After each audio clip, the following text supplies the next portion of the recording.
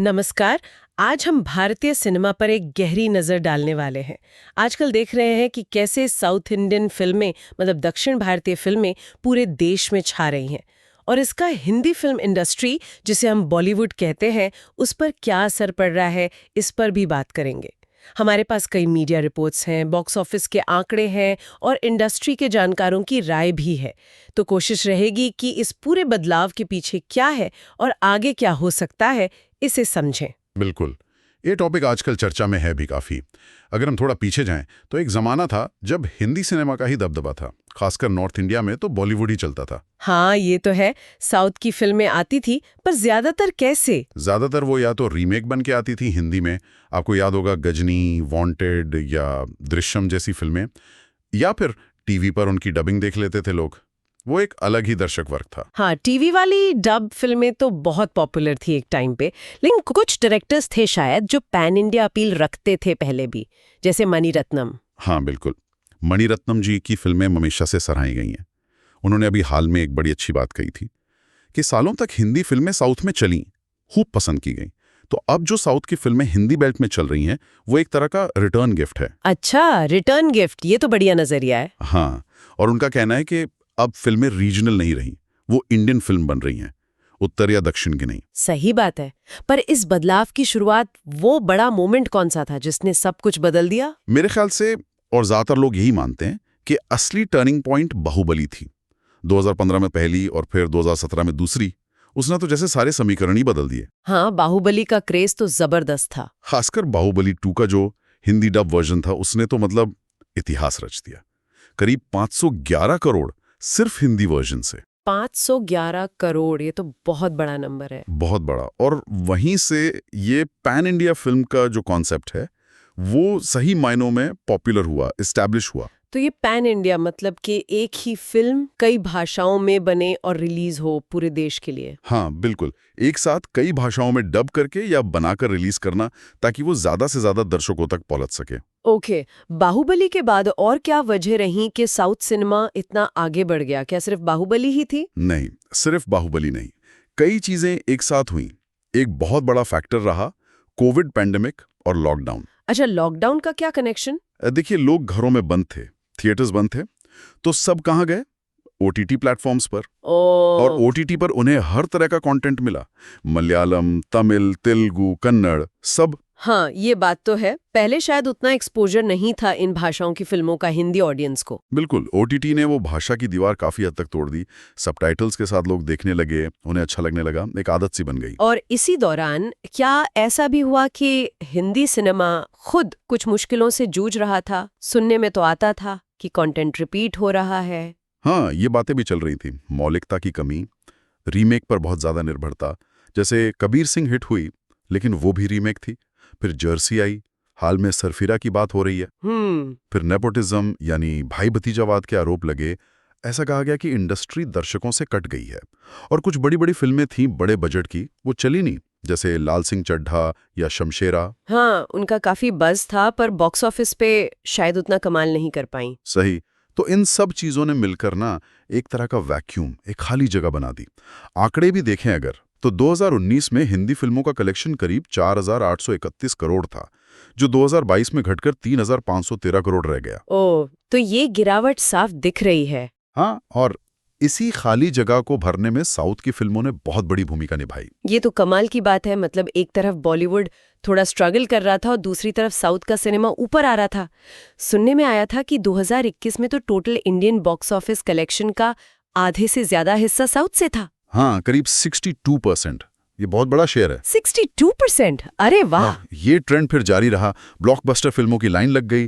KGF chapter 2 आई। KGF 2, उसका Hindi version तो जबरदस्त चला था। हाँ, करीब 434 करोड़ से 509 करोड़ के बीच का कलेक्शन रहा हिंदी में। फिर आरआर आई, राजामौली की। आरआर ने भी धूम मचाई थी। उसके हिंदी वर्जन ने भी करीब 274 से 307 करोड़ कमाए। फिर पुष्पा द राइज आई। पुष्पा, उसका तो स्टाइल और डायलॉग बहुत चला। बिल्कुल, उसने भी हिंदी में 100 करोड़ का आंकड़ा पार किया, जो अल्लू अर्जुन के लिए बहुत बड़ी बात थी हिंदी मार्केट में। 106 से 108 करोड़ के आसपास। फिर एक और फिल्म आई, कांतारा। हाँ, कांतारा, वो तो छोटे बजट की फिल्म थी शायद।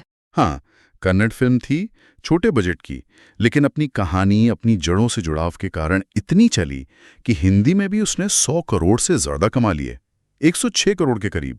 मतलब कंटेंट में दम था। बिल्कुल।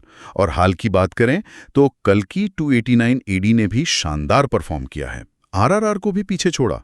और पुष्पा 2 द रूल का तो क्या कहना, उसने हिंदी में 800 करोड़ का आंकड़ा पार कर दिया। 800 करोड़? ये तो बाहुबली 2 से भी ज्यादा हो गया हिंदी में। हाँ, और उसकी ओपनिंग भी रिकॉर्ड तोड़ थी, करीब 67 करोड़ पहले दिन हिंदी में। बाप रे। तो इन सब फिल्मों की सफलता के पीछे का राज क्या है, मतलब क्या फॉर्मूला है? देखिए, कोई एक फिक्स फॉर्मूला तो नहीं होता, लेकिन कुछ चीजें कॉमन दिखती हैं। सबसे पहली और जरूरी चीज ओरिजिनल और दमदार कहानी। ऐसी कहानी जो लोगों को बांधे रखे, जिसमें कुछ नयापन हो। कहानी तो हमेशा ही जरूरी है, बिल्कुल। फिर आता है प्रोडक्शन का scale, larger than life visuals, भव्य सेट्स, एक्शन, टेक्नोलॉजी का बेहतरीन इस्तेमाल, खासकर वीएफएक्स। राजामौली की फिल्मों में ये दिखता है, केजीएफ में दिखता है। हाँ, विजुअली बहुत अपीलिंग होती हैं ये फिल्में। इसके अलावा अपनी संस्कृति, अपनी जड़ों से जुड़ाव, जैसे कांतारा में वहां के लोक देवता और मान्यताओं को दिखाया गया। पुष्पा में खास तरह का देसीपन था, वो दर्शकों को कनेक्ट करता है। सही। और शायद मार्केटिंग भी बहुत अग्रेसिव होती है अब। हाँ, पैन इंडिया रिलीज के लिए पैन इंडिया मार्केटिंग स्ट्रैटेजी बनाते हैं, हर भाषा के दर्शक तक पहुंचने की कोशिश करते हैं। और फिर म्यूजिक और डायलॉग्स, पुष्पा का झुकेगा नहीं सारा डायलॉग याद है ना? हाँ, वो तो मीम बन गया था एकदम। तो ऐसे यादगार डायलॉग्स, कैची म्यूजिक, ये सब मिलके फिल्म को और पॉपुलर बनाते हैं। इसमें तेलुगु और कन्नड़ इंडस्ट्री का रोल खास तौर पे बढ़ा रहा है पिछले कुछ सालों में। और डायरेक्टर्स भी अब नेशनल फिगर बन गए हैं। एस राजामौली, प्रशांत नील। हाँ, अब ये नाम सिर्फ साउथ तक सीमित नहीं है, पूरा देश इनको जानता है इनके काम की वजह से। लेकिन क्या हर साउथ की डब फिल्म हिट हो रही है हिंदी में, या कुछ मिस भी हो रही हैं? नहीं, ऐसा बिल्कुल नहीं है कि हर फिल्म चलेगी। हाल में कुछ फिल्में आई, जैसे ठग लाइफ या गेम चेंजर की भी चर्चा थी, वो हिंदी बेल्ट में उतनी नहीं चली जितनी उम्मीद की जा रही थी। अच्छा। तो इससे ये बात साफ होती है कि सिर्फ डब कर देने से या बड़े स्टार को ले लेने से गारंटी नहीं है सक्सेस की। आखिर में घूम फिर कर बात वहीं आती है, कहानी में दम होना चाहिए और वो दर्शकों से कनेक्ट करनी चाहिए। मतलब कनेक्शन इज द की। बिल्कुल। तो अगर हम इस पूरी बातचीत को समेटें तो क्या कहेंगे, क्या हो रहा है इंडियन सिनेमा में? मुझे लगता है कि भारतीय सिनेमा ना एक बहुत ही इंटरेस्टिंग फेज में है। एक इंटीग्रेशन, एकीकरण का दौर चल रहा है। भाषा का जो बैरियर था वो अब उतना बड़ा नहीं रहा दर्शकों के लिए। हाँ, लोग अब अच्छी कहानी देखना चाहते हैं, चाहे वो किसी भी भाषा में हो। एग्जैक्टली। निचोड़ यही है कि कंटेंट इज किंग, कहानी ही चलेगी। साउथ की फिल्मों ने यह दिखाया है कि अगर आपके पास ओरिजिनल आइडिया है, आप अपनी संस्कृति से जुड़े हैं और कहानी को अच्छे से कहते हैं, तो दर्शक उसे पसंद करेंगे। तो बॉलीवुड के लिए ये एक तरह से आत्ममंथन का समय है। हाँ, कह सकते हैं। एक मौका है अपनी स्ट्रैटेजीज को रिविजिट करने का, कुछ नया सोचने का। कंपटीशन तो हेल्दी होता है आखिर में। तो भविष्य में हमें शायद और ज्यादा पैन इंडिया फिल्में दिखेंगी और शायद अलग अलग इंडस्ट्रीज के बीच कोलैबोरेशन भी बढ़ेगा। बिल्कुल उम्मीद है। ये कोलैबोरेशन तो शुरू भी हो गया है। एक्टर्स, डायरेक्टर्स, टेक्नीशियंस अब क्रॉसओवर कर रहे हैं। इससे दर्शकों को ही फायदा है, उन्हें और ज्यादा वैरायटी मिलेगी देखने को। सही बात है, ये तो दर्शकों के लिए अच्छा ही है। और अगर हम इसे थोड़ा बड़े नजरिए से देखें तो ये सिर्फ फिल्मों का लेन देन नहीं है, ये कहीं ना कहीं भारत की अलग अलग संस्कृतियों का आपस में घुलना मिलना भी दिखाता है। वाह, ये बहुत अच्छा पॉइंट है। सिर्फ सिनेमा नहीं, ये कल्चरल एक्सचेंज भी है एक तरह का।